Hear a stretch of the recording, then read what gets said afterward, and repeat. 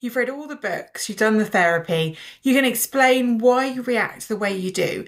You can name the pattern, trace it back to childhood, tell someone the whole story, and you're still getting triggered. You're still lying awake with that tightness in your chest. You still spiral when someone says the wrong thing. So what's going on? Why isn't understanding enough? That's what we're getting into today, because the answer isn't in your head, it's in your body. And most people never make that shift. So hi, I'm Mercedes, and I work with people through somatic practices and polyvagal theory and all sorts of other things as well. And I personally have spent a lot of time doing the exact thing that I'm talking to you about. I'm very good at, and especially when I was younger, I was very, very good at telling you all the things that I had experienced and all the things I had felt, but I wasn't really doing anything to shift it. And I was kind of repeating the same patterns over and over again. And then as I started to work with my body and work somatically and start to release things from my body, things started to change. So by the end of this video, you're going to understand why analysing your triggers is actually keeping you stuck, and what somatic attunement is and how it works in real time. Not as a theory, but something you can feel. And I'm going to give you a body-based practice you can use the next time you're triggered. So the things we're going to cover in this video is 1, why your brain uses analysis as a shield to avoid feeling. 2, what somatic attunement actually is and how it's different from just thinking about feelings. We're also going to cover how to drop out of the story in your head and into the sensations in your body, even during a live trigger. And also how to make this a daily practice, not just crisis management. And stay with me till the end, because we're going to do a somatic attunement practice together, not just talk about it, actually do it. So why do we get stuck in this kind of like overthinking, over-analysing, over-intellectualising our patterns without actually really solving them? And that's because your brain starts to use logic as a shield.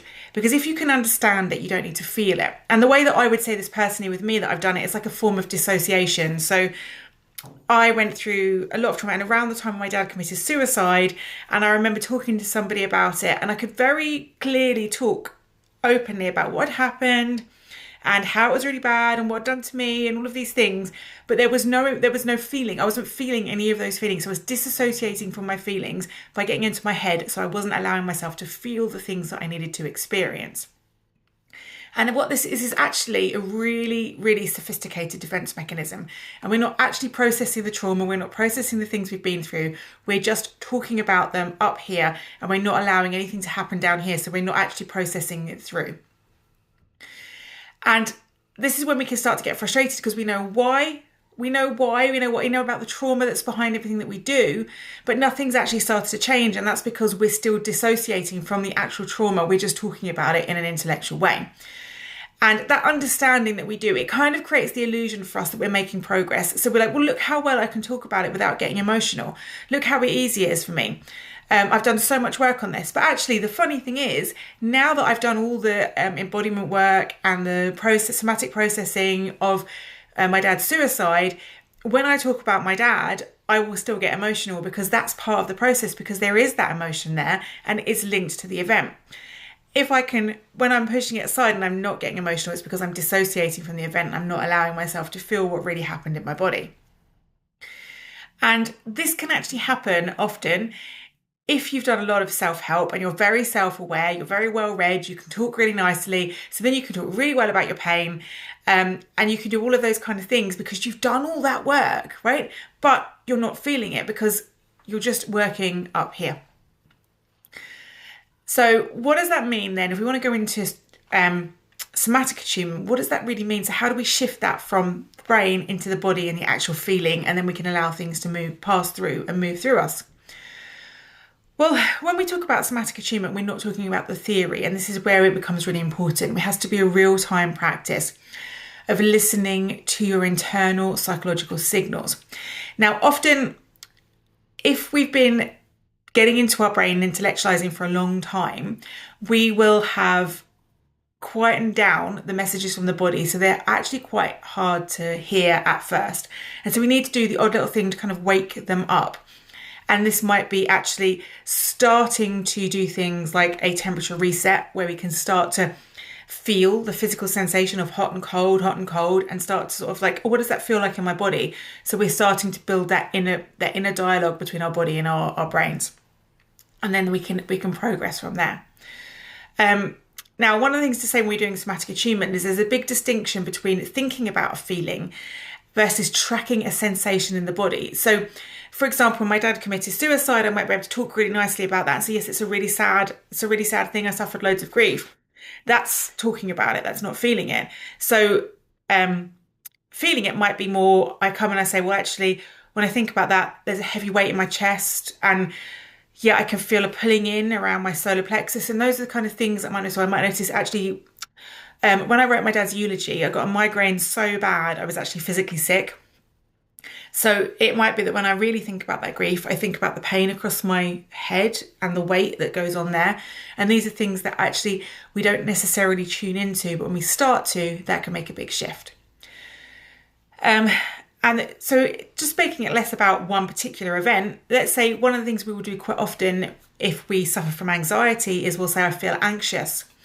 But what we're doing is we're labeling a feeling, and that's going on in the brain. So we're saying, anxious is what I'm feeling. That's not actually what you're feeling. That's a concept. Anxiety is a concept. Somatic attunement says, like, where is that anxiety? So for me, I get like this ball of like energy in my solar plexus. And I might notice my chest starts to tighten a little bit and everything gets a bit tenser. So what does it feel like in your body? Where do you feel it? Is it hot? Is it tight? Is it heavy? Does it move around your body? So that's the difference between I feel anxiety to this is how I'm feeling in my body right now.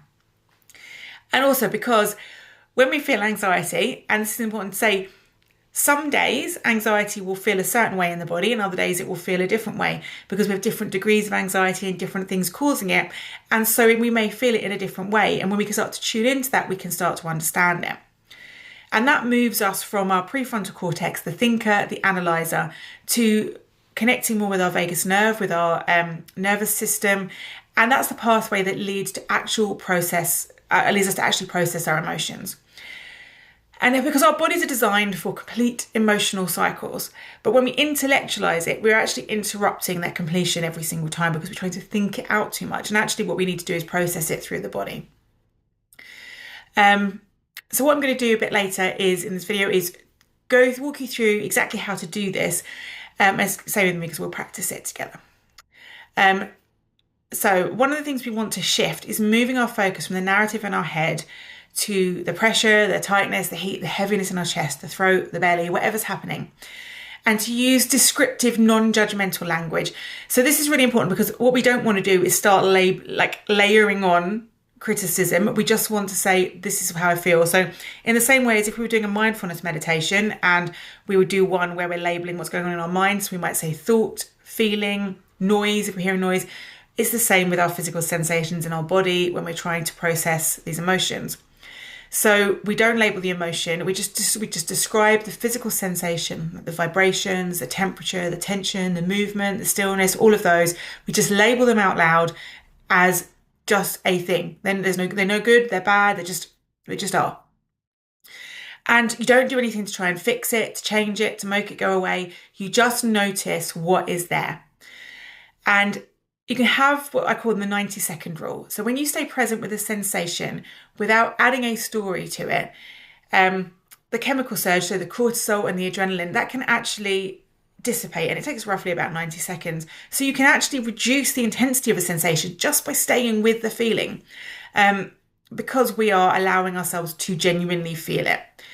And the reason it feels like our triggers last hours is because your brain keeps re-triggering the chemical response by looping through the story. Because when we feel the trigger and we feel the physical sensation, we then create all the story on top because we've got the big story that happens around the trigger. Whereas actually, if we say, right, okay, I'm just going to feel this. This is just what I'm feeling. It's just a feeling.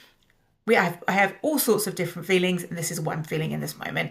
It can help it to pass through.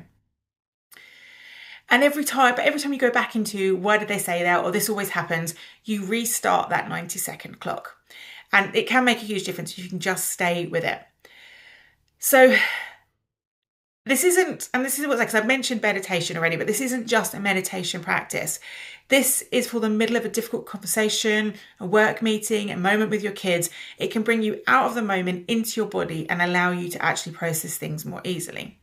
So, micro attunement tools that you can use are things like one hand on your chest, or just noticing your feet on the ground. So you just feel your feet on the ground and notice it, or just tracking your breath without changing it. What's going on with my breath?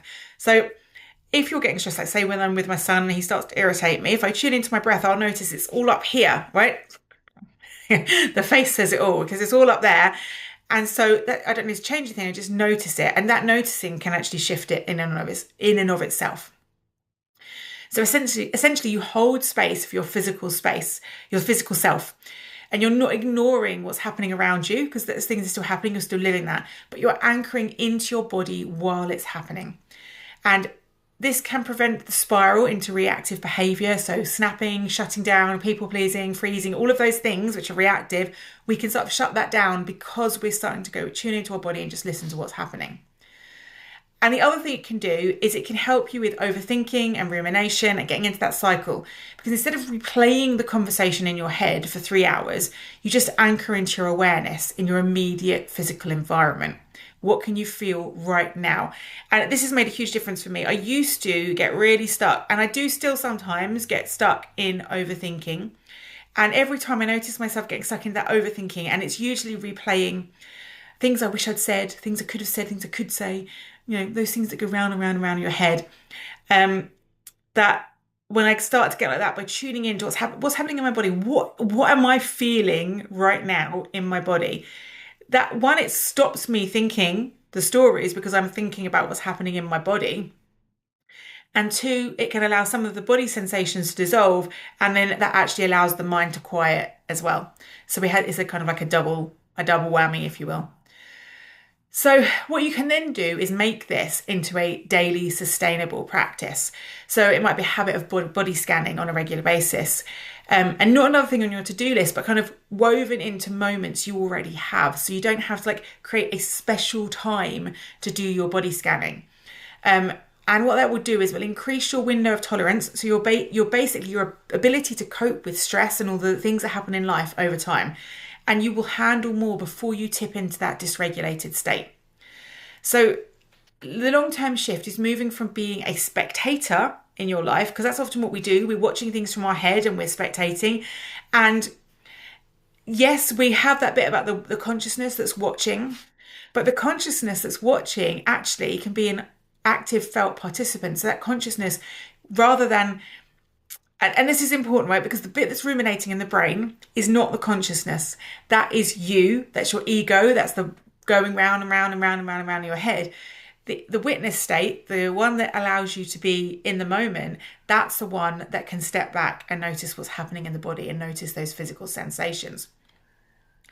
And over time, when you do that, when you allow the witness to witness what's happening in your body, you start to trust your body's wisdom over your mind's endless loops of justifications and analysis, which actually often that's the left side of your brain, and it's just making stuff up. And this is important to say, the left side of your brain is really good at just making stuff up. Especially if it doesn't have an exact answer for why things are happening, it will make an answer up. So if we come out of that left side ruminating, storytelling, making up, and come back into the witness consciousness and the body, we can shift quite a lot of stuff. And this becomes the difference between knowing about healing and actually being healed. So that being said, let's just try a practice together, and something that you can try and you can bring into your daily life, and come back to the video again when you want to practice this. And if you can, try practicing this at least once a day, every day for the next week, and see how that does for you. So we're going to begin. Now we don't need to, this is the best thing about practice like this, is you don't need to be anywhere special. You don't need to do anything special. You don't just sit with your eyes closed in a quiet room. You can just do it wherever you are. So take a breath in, not a big one, just a normal breath, and notice where you feel it. So is it in your chest, your belly, your throat? Just continue to breathe and notice where it is. Now I want you to scan your body, and you're not looking for anything wrong. You're just checking in. So start at the top of your head and slowly move down. Where do you notice something? Maybe there's tension in your jaw, or heaviness in your chest.